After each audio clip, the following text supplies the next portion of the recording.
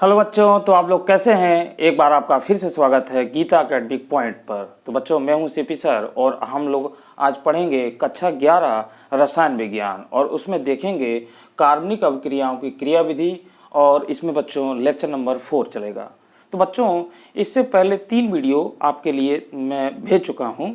3 video आप लोग देख चुके हैं जो कि काफ़ी समय हो गया है। उसी के आगे से आज हम लोग जो है कि स्टार्ट करेंगे लेक्चर नंबर 4। और बच्चों, कार्बनिक अभिक्रियाओं की क्रियाविधि में इससे पहले की वीडियो में आपने प्रेरणिक प्रभाव और जो है मुक्त मूलक पर बात की थी। मुक्त मूलक को आपने देखा और प्रेरणिक प्रभाव को आपने समझा।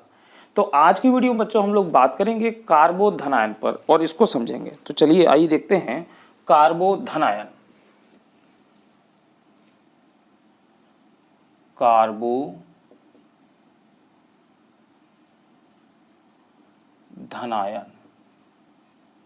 तो बच्चों, कार्बोधनायन इसको इंग्लिश में बोलते हैं कार्बोनियम आयन। Carbonium ion.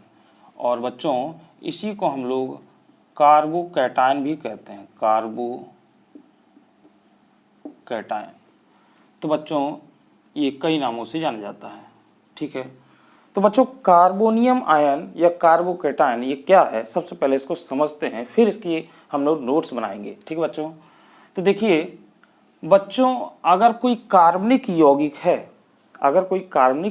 है और उसमें कार्बन परमाणु किसी विद्युत ऋणात्मक और वो भी कार्बन से अधिक विद्युत ऋणात्मक अगर किसी परमाणु से जुड़ा है, जैसे मान लेते हैं हमारे पास है मेथिल क्लोराइड। बच्चों, क्या है? Methyl chloride. अगर इसको खोल के लिखा जाए तो ये देखिए इस तरीके से होगा, इस तरीके से होगा।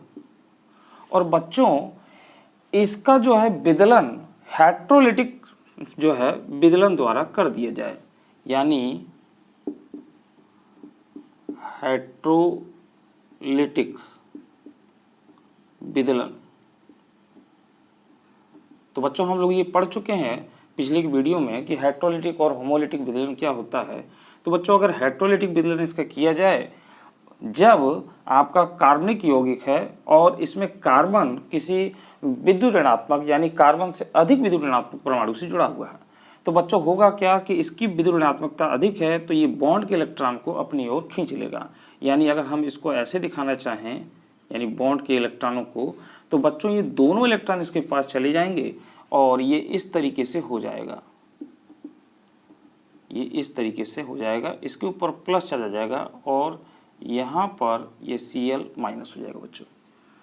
तो बच्चों, ये जो है आपका कार्बोधनायन मिला, ये जो है इसको हम लोग बोलेंगे कार्बोधनायन, यानी कार्बन पर धनावेश आने के कारण इसको कार्बोधनायन बोले गए। तो बच्चों, इसमें देखिए कि कार्बन पर धनात्मक आवेश है, प्लस चार्ज है, पॉजिटिव चार्ज, और इसमें इसके वैलेंसी शेल यानी संयोजी कोष में इसमें 6 इलेक्ट्रॉन जो हैं। देखिए एक बॉन्ड में 2 होते हैं, तो 2, 2, 4, 2, 6। तो बच्चों कितने इलेक्ट्रॉन हो गए? इसमें 6 इलेक्ट्रॉन हो गए। तो बच्चों, इसकी परिभाषा को कई तरीके से दिया जाता है। जैसे हम कहें कि वह धनावेशित कार्बन परमाणु जिसके संयोजी कोष में 6 इलेक्ट्रॉन हो, यानी वह जो है कि कार्बन परमाणु जिस पर धनावेश हो और जिसके संयोजी कोष में 6 इलेक्ट्रॉन हो, उसको हम लोग कार्बोनियम आयन कह सकते हैं।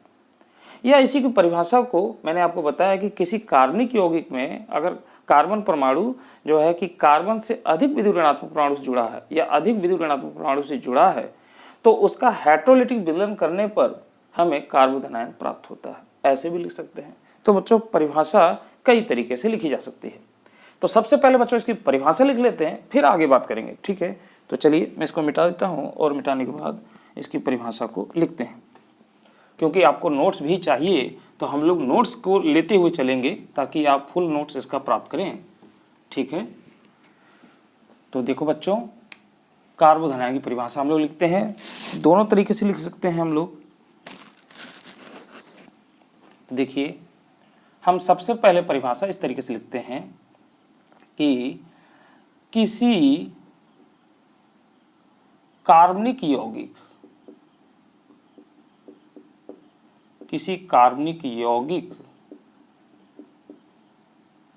में कार्बन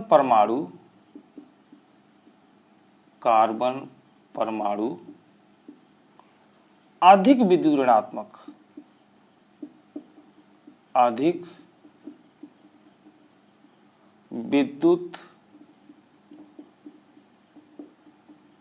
ऋणात्मक परमाणु से जुड़ा हो, परमाणु से ससंयोजक बंध द्वारा जुड़ा हो,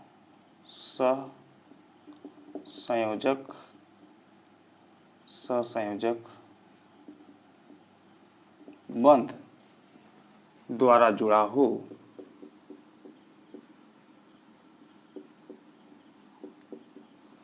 ठीक है, जुड़ा हो तथा जुड़ा हो तो उसका, ऐसे लिख सकते हैं, तो उसका हेट्रोलिटिक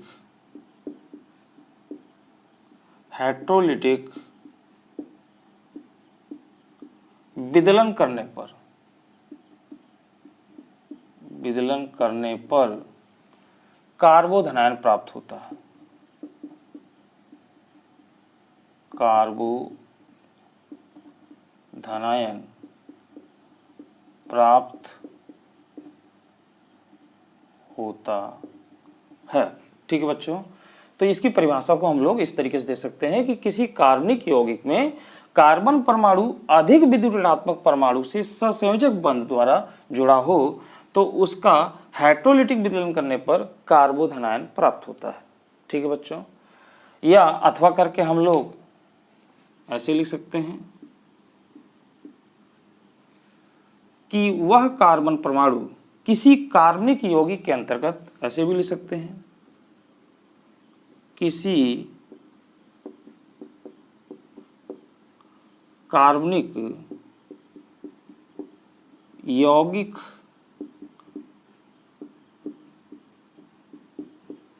अंतर्गत हेट्रोलिटिक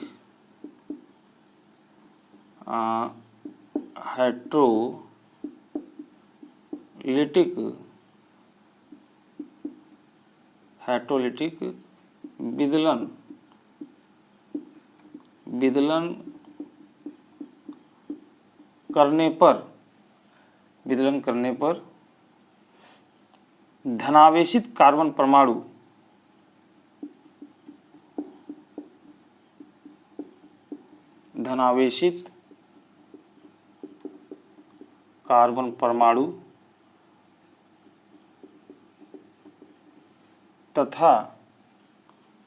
तथा जिसके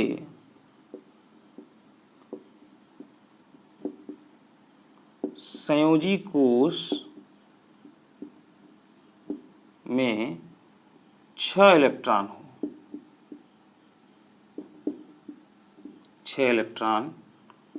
हो तो वह कार्बोधनायन कहलाता है।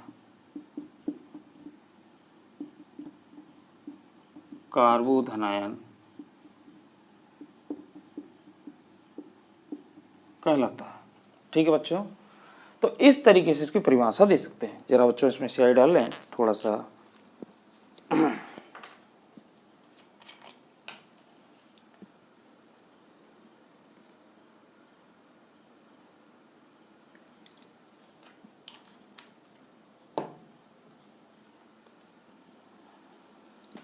हाँ बच्चों, तो आपने दो तरीके से इसकी परिभाषा देखी। ठीक है, अब बच्चों इसको इस तरीके से दिखा सकते हैं और इसके 2 इलेक्ट्रॉन को मान लेते हैं बच्चों, यहाँ पर हम एक जेड रख लेते हैं।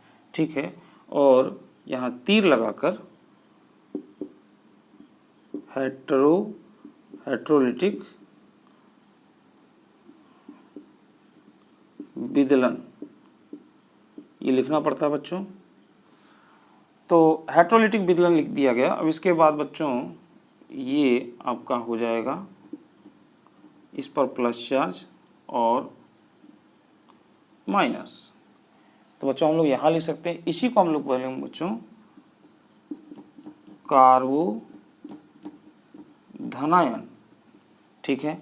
यहाँ लिखेंगे जहाँ Z की विद्युत ऋणात्मकता,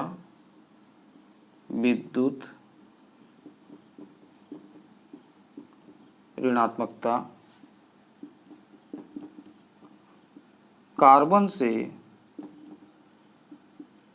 अधिक है। तो बच्चों आपको बात समझ में आ गया होगा कि सिंपली है, इसमें कोई बड़ी चीज़ नहीं है कि अगर कोई कार्बनिक यौगिक है और उसका विदलन कर रहे हैं, हाइड्रोलिटिक विदलन कर रहे हैं, तो बच्चों जो साझी का इलेक्ट्रॉन है वो अधिक विद्युत ऋणात्मक परमाणु की ओर चला जाता है, वो उसको ले लेता है और कार्बन पर उसके कारण प्लस चार्ज आ जाता है। तो उस प्लस आवेश के कारण तथा इसमें 6 इलेक्ट्रॉन होने के कारण इसको हम लोग कार्बोधनायन कहते हैं। बस इतनी सी बात है। तो बच्चों केवल इसमें हमने कार्बोधनायन को समझा है, इसको आप नोट करें, फिर हम इसके आगे डिटेल से चलते हैं।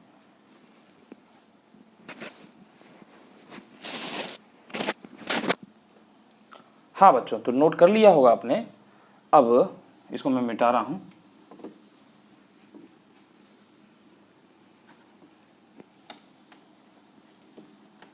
तो बच्चों ये तो कार्बोधनायन की केवल परिभाषा को हमने समझा है।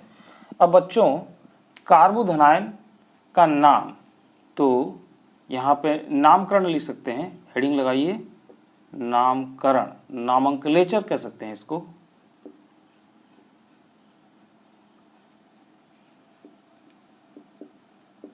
नामंकलेचर। तो बच्चों इसका नाम कैसे पढ़ते हैं? तो नाम जैसे आपको ढेर सारा दिया जा रहा है तो उसका नाम कैसे पढ़ते हैं? तो बच्चों यहाँ पे हम लोग इसके लिए लिख सकते हैं, पूरा आपको नोट्स दे रहे हैं हम। एल्किल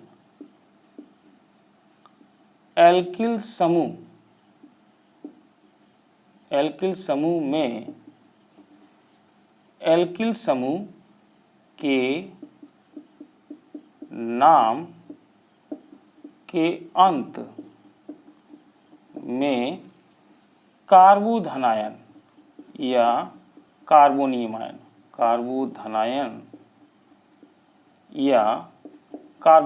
एक ही होता है बच्चों, ये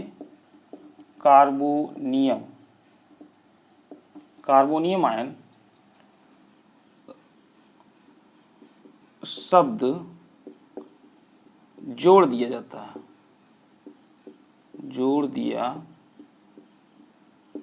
जाता है। तो बच्चों एल्किल समूह के नाम के अंत में, अब देखिए हमारे पास जैसे कि सबसे पहला इसी का बात कर लें, ये हमारा है, इस पे प्लस चार्ज है। तो बच्चों अगर प्लस को आप अभी छोड़ दें तो केवल आपको क्या दिखाई दे रहा है? इस तरीके से दिखाई दे रहा है बच्चों। और यहाँ जो बॉन्ड था यही बॉन्ड जा चुका है जिसके कारण प्लस आया है।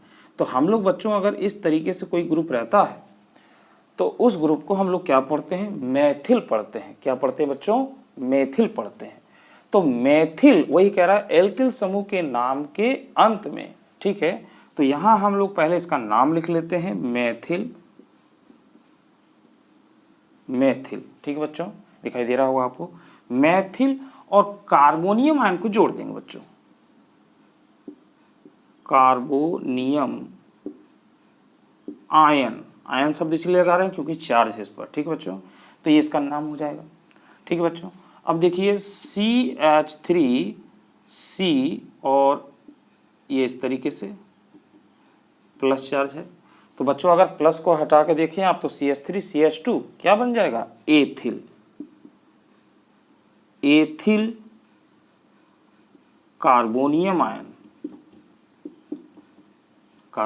बच्चों, ये दूसरा नाम हो गया। अब बच्चों अगर इस तरीके से इसका नाम पढ़ा जाए तो क्या होगा बताइए, बोलिए आप। हाँ बिल्कुल सही कहा आपने, इसका नाम हो जाएगा आइसोप्रोपिल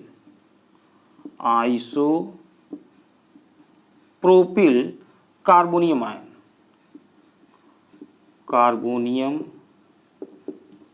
आयन, ठीक बच्चों, कार्बोनियम आयन। तो आइसोप्रोपिल कार्बोनियम, क्योंकि आइसोप्रोपिल का स्ट्रक्चर आपको दिखाई दे रहा है, ठीक है, ये मैंने पीछे भी बता रखे हैं आपको। अब बच्चों इसी तरीके से एक नाम की और बात कर लेते हैं। अगर हम लोग यहाँ पर जोड़ लें ऐसे, तो बच्चों देखिए ये क्या कौन सा ग्रुप होता है, टर्शियरी ग्रुप होता है। अच्छा एक चीज़ और बच्चों यहाँ ध्यान दें कि यहाँ पर इसको 1 डिग्री बोलेंगे, क्या बोलेंगे 1 डिग्री कार्बोनियम आयन, यानी यहाँ पर हम लोग लिख सकते हैं 1 डिग्री कार्बोनियम आयन, और यहाँ पर बच्चों क्या लिख देंगे 2 डिग्री कार्बोनियम आयन, ठीक है। और बच्चों इसका पहले नाम लिख लेते हैं फिर इसका डिग्री देखते हैं। तो इसका हो जाएगा टर्शियरी, TERT शॉर्टकट लिख सकते हैं बच्चों, टर्शियरी ब्यूटिल कार्बोनियम आयन। और बच्चों ये कौन सा डिग्री का कार्बन हो जाएगा, 3 डिग्री कार्बन हो जाएगा, ये 3 degree carbonium ion, carbonium ion, ठीक है बच्चों। तो इस तरीके से 1 डिग्री 2 डिग्री और 3 डिग्री, और इससे पहले ये मेथिल कार्बोनियम आयन होता है। तो बच्चों ये तो आपका टॉपिक हो गया नामकरण, ठीक है। आप एकदम अच्छे से नोट्स बनाइए, एकदम अच्छे से बनाइए, कापी कलम लेकर बैठिए और नोट्स बनाते चलिए हमारे संग, ठीक है। तो नामकरण हो गया बच्चों, नाम इस तरीके से इनके पढ़े जाते हैं। अब बच्चों हम लोग पढ़ते हैं कि ये कैसे बनेंगे, यानी फॉर्मेशन ऑफ कार्बोनियम आयन, ठीक है। तो इसको आप स्क्रीनशॉट लेकर नोट कर लें, फिर मैं इसको मिटाता हूँ।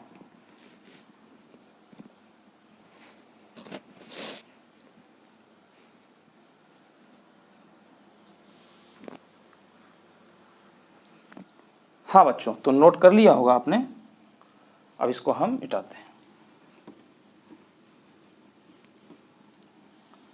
तो अब बच्चों हम लोग बनाने की विधि देखते हैं कि किस तरीके से ये होता है। यानी हम लिख सकते हैं बच्चों formation of carbonium ion. Hindi में लिखें बच्चों, बिल्कुल, तो ये लिख सकते हैं कार्बोनियम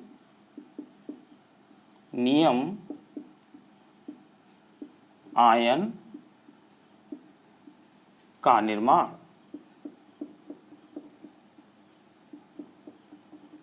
ठीक है बच्चों, बहुत बच्चों एकदम आराम से हम लोग चलेंगे, हर चीज़ को समझते हुए, ठीक है, बहुत आराम से, कोई जल्दबाजी नहीं। तो कार्बोनियम आयन का निर्माण, तो इसको कैसे बनाते हैं बच्चों, तो इसके कुछ प्रोसेस देखते हैं। तो बच्चों पहला प्रोसेस ये है कि हम लोग हेट्रोलिसिस विदलन कर दें बच्चों, हेट्रोलिटिक विदलन कर दें, किसका, कोई हैलोजन यौगिक का। तो यहाँ पे बच्चों लिख सकते हैं हैलोजन यौगिकों के हेट्रोलिटिक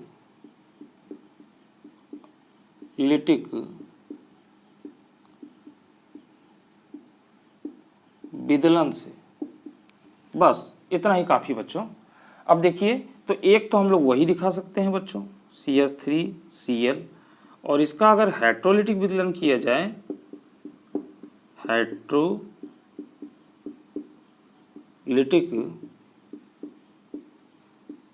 विदलन। अब बच्चों आपके दिमाग में कहीं ना कहीं ये बात आ रही होगी कि सर जी कह रहे हैं कि हेट्रोलिटिक, जबकि इसकी Cl की इलेक्ट्रोनेगेटिविटी बहुत अधिक है, तो जाहिर सी बात है ये हेट्रोलिटिक विदलन ही होगा।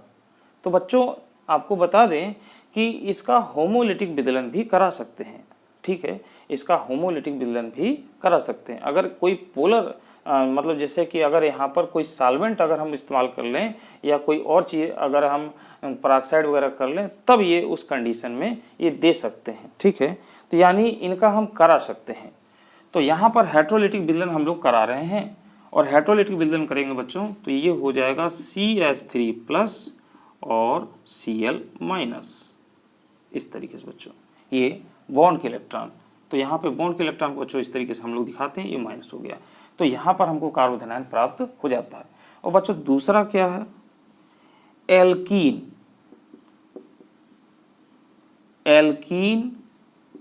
या एल्कोहल एल्कोहल के प्रोटोनेशन, इंग्लिश में भी लिखते हैं हिंदी में लिखते हैं प्रोटोनेशन, बच्चों इसको बोलते हैं प्रोटानीकरण, प्रोटानीकरण से, प्रोटानीकरण से। तो बच्चों अगर एल्कोहल या एल्कीन का अगर प्रोटानीकरण कर दिया जाए तो हमें जो है कि कार्बोधनायन प्राप्त होते हैं। देखिए पहले हम लोग एल्कीन लेते हैं, CH2 डबल बॉन्ड CH2 और H प्लस। तो बच्चों H प्लस अगर हमारा है तो H प्लस जब जुड़ेगा तो उसी को कहते हैं प्रोटोनेशन। प्रोटोन, क्योंकि ये प्रोटोन है, इसको हम लोग प्रोटोन पढ़ते हैं बच्चों, और जब ये जुड़ जाएगा तो प्रोटोनेशन हो जाता है, यानी प्रोटानीकरण हो जाता है बच्चों। तो अब यहाँ पर बच्चों ये तभी होगा, अब यहाँ पर देखें कि H प्लस आपके सामने है और यहाँ पर डबल बॉन्ड में एक पाई इलेक्ट्रॉन होता है। तो पाई इलेक्ट्रॉन बच्चों यहाँ पर इंटरेक्शन क्रिया होगी जिसके कारण ये शिफ्ट कर जाएगा। देखिए ये इधर शिफ्ट करेगा और जब इधर शिफ्ट करेगा तो ये इससे आकर ऐड हो जाएगा, और जब ये ऐड हो जाएगा यानी माइनस इधर हो जाएगा तो ये हो जाएगा बच्चों CH3 और CH2 प्लस, इसके ऊपर प्लस आ जाएगा। तो आप देख रहे हैं कि हमें कार्बोनियम आयन प्राप्त हो गया है। आगे बात समझ में बच्चों। अब बच्चों एल्कोहल को भी देख लेते हैं। तो देखिए एल्कोहल के केस में क्या, तीसरे में मतलब एल्कोहल ही ले रहे हैं। तो बच्चों एल्कोहल में देखिए जैसे मान लेते हैं हम लोग CH3 CH2OH, और बच्चों यहाँ पर क्या है, लोन पेयर है। ठीक बेटा, लोन पेयर इलेक्ट्रॉन यहाँ पर 2 है। अब इसका अगर प्रोटोनेशन किया जाए बच्चों, देखिए प्रोटोनेशन करने का मतलब, तो बच्चों यहाँ पर प्रोटोनेशन इस लोन पेयर इलेक्ट्रॉनों में कोई एक से ये जुड़ेगा। तो बच्चों मान लेते हैं ये आपका इससे जुड़ता है, और बच्चों जब जुड़ता है इससे तो ये देखिए ये आपका हो जाएगा CH3 CH2, और ये बच्चों ये दोनों इलेक्ट्रॉन इसको जोड़ने में लगा देते हैं। तो जब दोनों इलेक्ट्रॉन जोड़ने में लगा देते हैं तो बच्चों इसके कारण इस पर प्लस चला जाता है। ठीक है, क्योंकि ऑक्सीजन ने अपने दोनों इलेक्ट्रॉन को जोड़ने में लगाया, इसीलिए प्लस आ जाता है। तो बच्चों अभी तो हमें नहीं प्राप्त हुआ। अब बच्चों होता क्या है कि इसके आगे प्रोसेस है, अगर इसमें हम जल काणु निष्कासित कर दें, यानी ये बॉन्ड बच्चों क्या होगा, ये इधर शिफ्ट होगा। जब इधर शिफ्ट होगा बच्चों तो इसका जो इलेक्ट्रॉन है इससे चला जाएगा, और ये देखिए CH3 CH2 प्लस, यानी इसका बॉन्ड का इलेक्ट्रॉन, यानी ये बच्चों अगर मैं यहाँ पर ऐसे दिखा दूँ तो आप देख रहे हैं कि ये वाले इलेक्ट्रॉन चले गए, ये दोनों इलेक्ट्रॉन यहाँ पर मतलब ये चले गए, तो इसका साझी का इलेक्ट्रॉन चला गया बच्चों। अब आप देख सकते हैं कि ये प्लस चला जाएगा, क्यों, क्योंकि ये 2 जो इलेक्ट्रॉन थे वो तो इसी के थे, और बच्चों यहाँ पर जो है कि एक इलेक्ट्रॉन जो ये बॉन्ड बनाया था ये इसने अपना ले लिया। ठीक है, और जो है कि इसका भी आ गया साथ में साथ। तो आप देख सकते हैं कि 2 2 4 2 6 और 2 8 कंप्लीट हो जाएंगे, यानी 2 ये और 2 ये और 2 ये और ये 2, यानी आप अगर जल काणु देखते हैं बच्चों तो ये ऐसे ही तो होता है। देखिए गौर करिए, ये 2 इलेक्ट्रॉन इधर और इधर, तो ये वाले हो जाएंगे और ये वाले हो जाएंगे, तो ये क्या है, न्यूट्रल है, इस पर कोई भी आवेश नहीं बच्चों। तो ये आवेश इन दोनों इलेक्ट्रॉन के आने का चला जाएगा। ठीक है, तो ये जब इसका इलेक्ट्रॉन है इस कार्बन का और ये वाला इसका है, परंतु बैलेंस हो चुका है। अब ये वाला इलेक्ट्रॉन यहाँ जाने के कारण इस पर प्लस चार्ज आ जाएगा, और बच्चों आपका जल काणु मुक्त हो जाएगा, ये आपका जल निकल जाएगा यहाँ से ऐसे बाहर। तो बच्चों ये हमें कार्बोधनायन प्राप्त हो जाएगा। अब अगर नाम लिखने की बात आती है बच्चों तो ये मेथिल कार्बोधनायन, क्योंकि अभी आपने इससे पहले पढ़ा। और बच्चों इसका लिखेंगे तो क्या हो जाएगा, एथिल कार्बोधनायन। तो यहाँ पे आप लोग लिख सकते हैं ethyl carbonium ion, carbonium ion. ठीक बच्चों, तो बच्चों इस तरीके से ये जो है हमने कार्बोनियम आयन के निर्माण को पढ़ा कि कार्बोनियम आयन किस तरीके से बनते हैं। ठीक है बच्चों, तो ये आपको समझ आए होंगे। अच्छा, अब बच्चों हम इसके स्थायित्व की बात करते हैं, यानी ये स्टेबल कैसे होगा। तो उसको उसका नोट्स बनाने से पहले बच्चों हम लोग उसको समझते हैं, फिर नोट्स बनाएंगे। ठीक है, समझना ज़्यादा जरूरी है। तो आप स्क्रीनशॉट लेके इसको नोट कर लीजिए, फिर मैं मिटाता हूँ।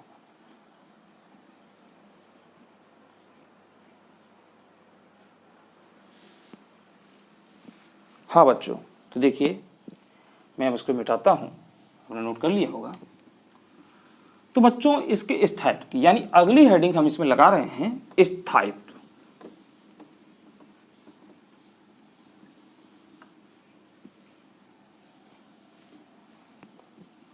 तो बच्चों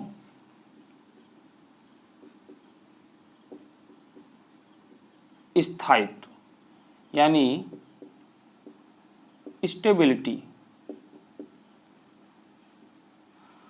तो बच्चों कार्बोनियम का स्थायित्व किस प्रकार से होता है, देखिए।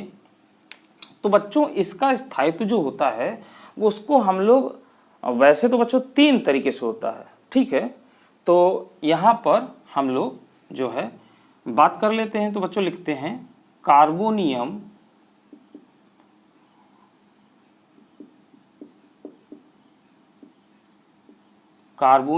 आयन, कार्बोनियम आयन, यहाँ पे लिख सकते हैं बच्चों अनुनाद कामा प्रेरणिक प्रभाव तथा अति संयुग्मन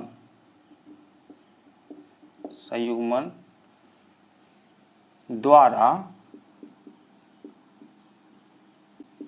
स्थायित्व प्राप्त करते हैं। ठीक है बच्चों। तो बच्चों 3 अनुनाद, जिसको हम लोग बोलते हैं रिजोनेंस, और प्रेरणिक प्रभाव यानी इंडक्टिव इफेक्ट, और अति संयुग्मन जिसे हाइपर कॉन्जुगेशन बोलते हैं। तो बच्चों यहाँ पर हम लोग सबसे पहले अनुनाद के द्वारा इसके जो है कि स्थायित्व के बारे में समझते हैं। ठीक है बच्चों। तो देखिए बच्चों अनुनाद के द्वारा कैसे स्थायित्व प्राप्त होता है। सबसे पहली बात बच्चों देखिए, जो कार्बोनियम आयन की स्थायित्व की बात कर रहे हैं, तो कार्बोनियम आयन पर कैसा चार्ज है, धनात्मक आवेश है।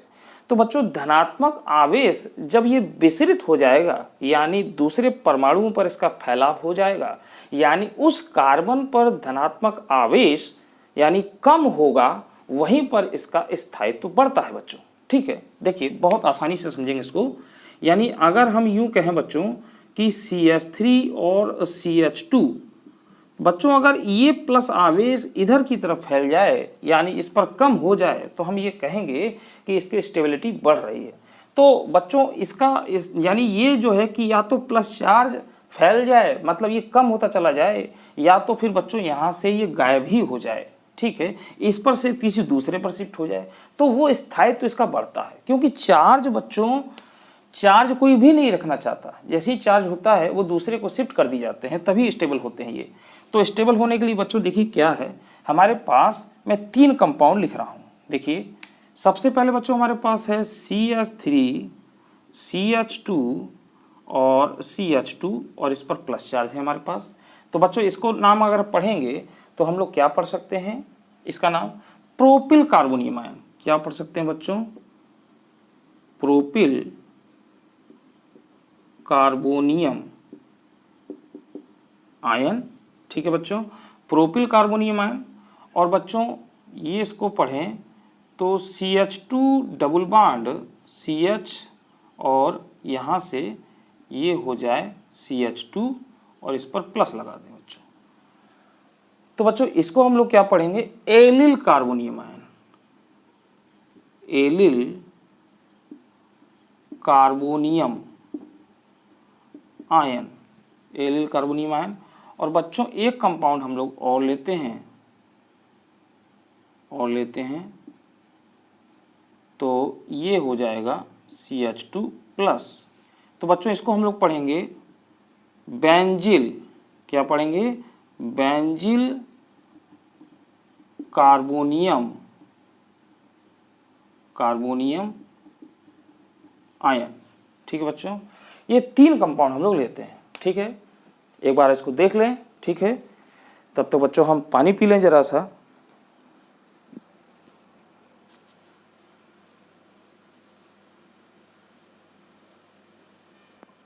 हाँ बच्चों, हाँ तो बच्चों ये 3 हमने कंपाउंड रखे हैं। ठीक है, एक है प्रोपिल कार्बोनियम आयन, दूसरा है एलिल कार्बोनियम आयन और तीसरा है बेंजिल कार्बोनियम आयन।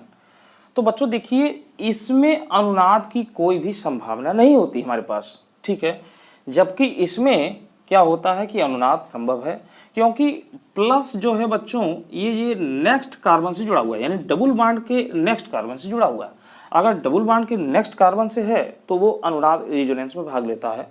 ठीक है, परंतु यहाँ पर कोई बच्चों डबल बॉन्ड नहीं, अगर ये शिफ्ट होना चाहेगा तो कहीं हो नहीं पाएगा। तो हम ये देखते हैं कि इसमें तो जो है कि कोई अनुनाद नहीं है। ठीक है, तो बच्चों इसमें कोई अनुनाद होगा ही नहीं, इसमें अनुनाद होगा। जिसमें अनुनाद नहीं होगा, रेजोनेंस नहीं होगा, तो उसका स्टेबिलिटी तो पहले ही खत्म हो जाएगा। ठीक है, मतलब वो बहुत कम हो जाएगा। अब इसमें भी अनुनाद है और इसमें भी अनुनाद होगा बच्चों, तो इन दोनों में स्टेबल कौन है, यानी इसमें सबसे ज़्यादा स्थायी कौन है? तो हम ये देखते हैं बच्चों कि इसका अनुनाद इस तरीके से होता है, CH2 डबल बॉन्ड CH और CH2। ठीक है, ध्यान समझिए बच्चों, ये गणित की तरह होता है कार्बनिक रसायन। इसको आप जितना समझेंगे बारीक से उतना ही आपको इसमें इंटरेस्टिंग लगने लगेगा। ये बहुत ही इंटरेस्टिंग होता है। तो बच्चों देखिए, यहाँ पर क्या होता है कि ये डबल बॉन्ड बच्चों जैसे ही यहाँ पर शिफ्ट होगा तो इसका इलेक्ट्रॉन यहाँ जब शिफ्ट हो जाएगा तो ये प्लस चार्ज चला जाएगा और इस पर प्लस चार्ज लग जाएगा। यानी हम यूँ कहेंगे कि CH2 single bond CH double bond CH2 और प्लस चार्ज इधर आ गया। तो बच्चों देखिए, ये प्लस चार्ज इधर की ओर शिफ्ट हो गया, इसका मतलब कि ये स्टेबल है, ये स्टेबल है। और अगर बच्चों इसकी अगर हम बात करें तो देखिए ये स्टेबल कैसे होगा, तो ये स्टेबल इस तरीके से होगा। ठीक है बच्चों, तो एक मिनट इसको मैं थोड़ा मिटा दूं। ये देखिए बच्चों,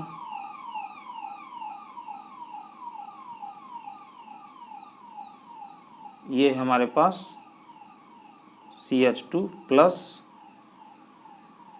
और ये। तो बच्चों देखिए होगा क्या इसमें कि ये इलेक्ट्रॉन यहाँ शिफ्ट होगा। क्यों? क्योंकि ये प्लस चार्ज इस पाई इलेक्ट्रॉन को खींचेंगे। इसमें तो सिग्मा इलेक्ट्रॉन है, पाई इलेक्ट्रॉन जो होते हैं वो क्रियाशील होंगे, ये यहाँ पर इसकी तरफ जाएंगे। तो होगा क्या बच्चों कि ये इस तरीके से ये आपका ये ऐसे हो जाएगा। तो डबल बॉन्ड यहाँ पर आ जाएगा बच्चों और CH2, और बच्चों यहाँ का इलेक्ट्रॉन जाएगा तो यहाँ पर प्लस आ जाएगा और ये इस तरीके से हो जाएगा। अब बच्चों देखिए क्या होगा कि ये प्लस अपने पास नहीं रखना चाहेगा, ये यहाँ से शिफ्ट हो जाएगा। जब यहाँ से शिफ्ट होगा बच्चों तो ये आगे इस तरीके से आगे बढ़ जाएगा इसका, यानी ऐसे हो जाएगा।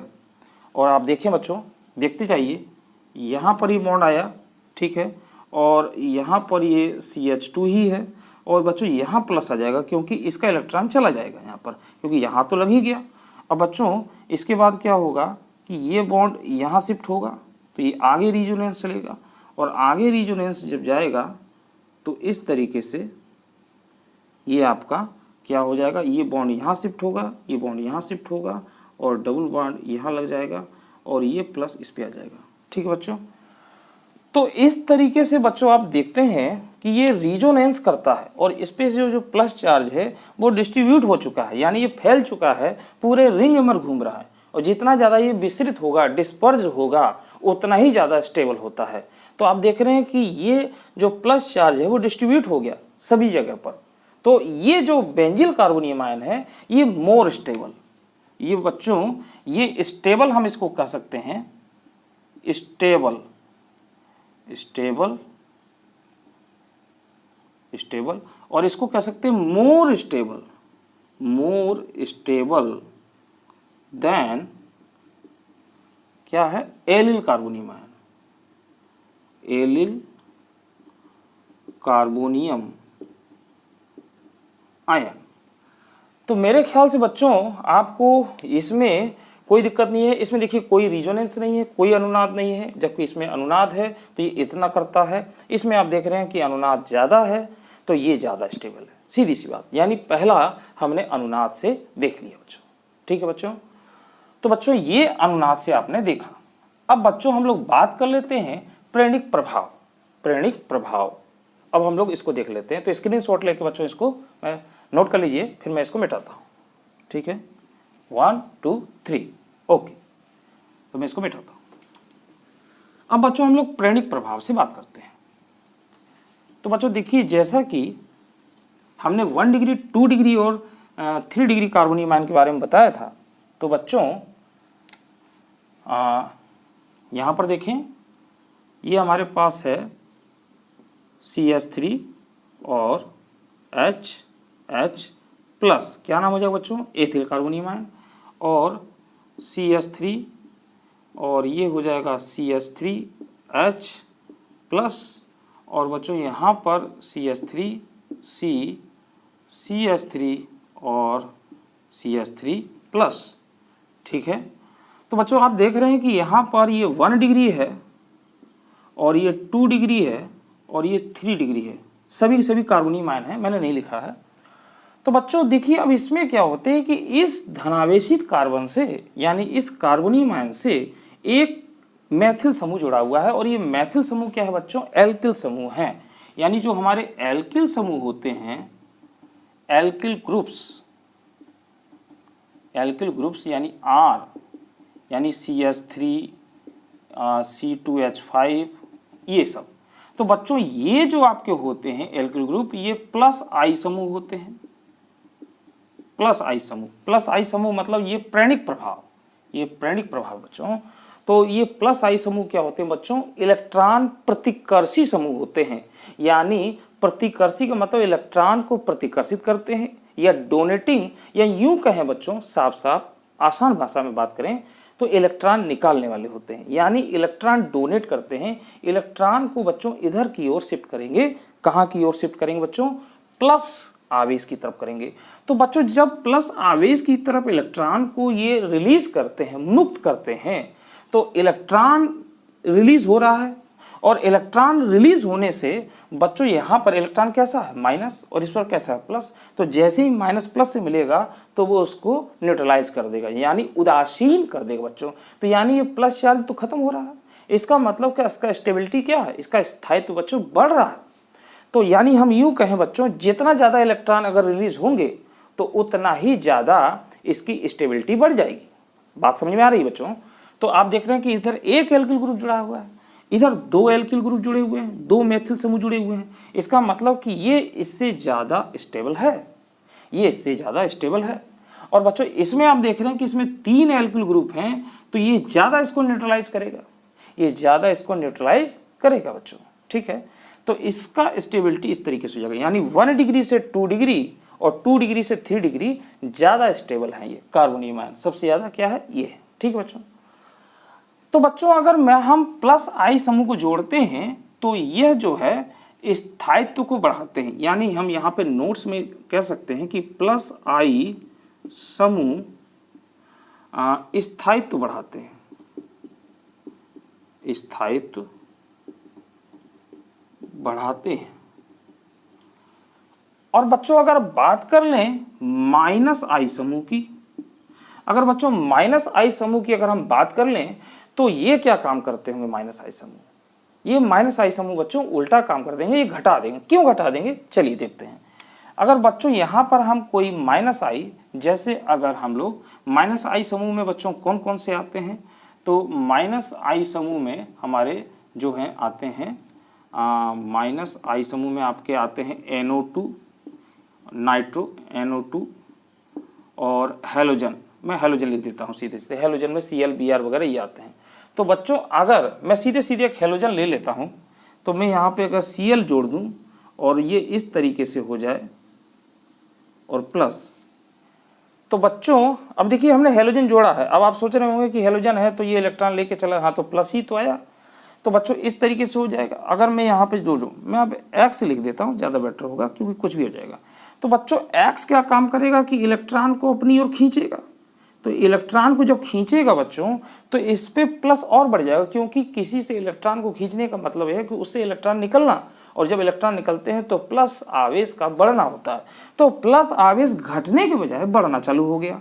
तो इसका मतलब बच्चों कि अगर यहाँ से इस पर 2 हैलोजन ग्रुप जुड़े हुए हैं, 2 हैलोजन, तो जो इसका प्लस चार्ज है यानी और तेजी से खींचने लग जाएगा इलेक्ट्रॉनों को बच्चों।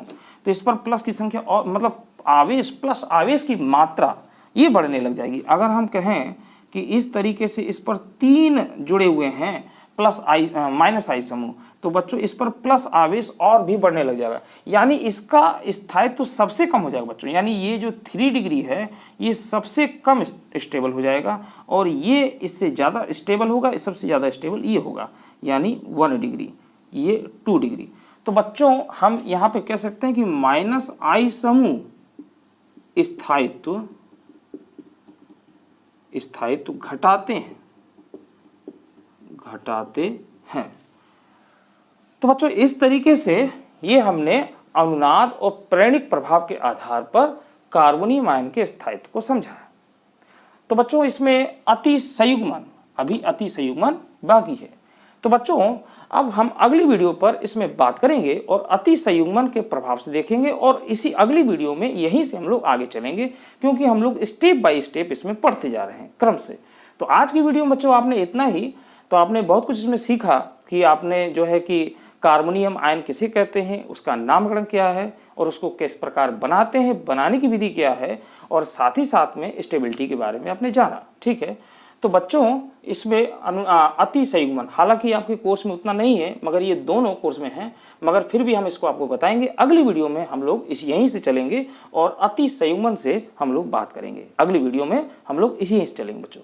तो आज की वीडियो बच्चों इतना ही है। बच्चों अगर आपको ये अच्छा लग रहा है, समझ में आ रहा है बच्चों, तो लाइक करिए, कमेंट्स करिए, ठीक है, और ज़्यादा से ज़्यादा लाइक करिए, इसको शेयर कर दीजिए बच्चों को, ताकि अन्य बच्चों तक ये महत्वपूर्ण जानकारियाँ प्राप्त हो। ठीक है बच्चों, और जो बच्चे हमारे इस चैनल पर नए हैं वो जो है कि सब्सक्राइब कर लें और जो है बेल आइकन को दबा लें, क्योंकि इसके आगे की सारी वीडियो आपको लगातार मिलती रहे बच्चों। ठीक है, तो मुझे दीजिए इजाज़त। अगली वीडियो में हम लोग बच्चों यहीं से बात करेंगे, तब फिर इसमें आगे की ओर हम लोग समझेंगे। तब तक के लिए मुझे दीजिए इजाज़त। धन्यवाद।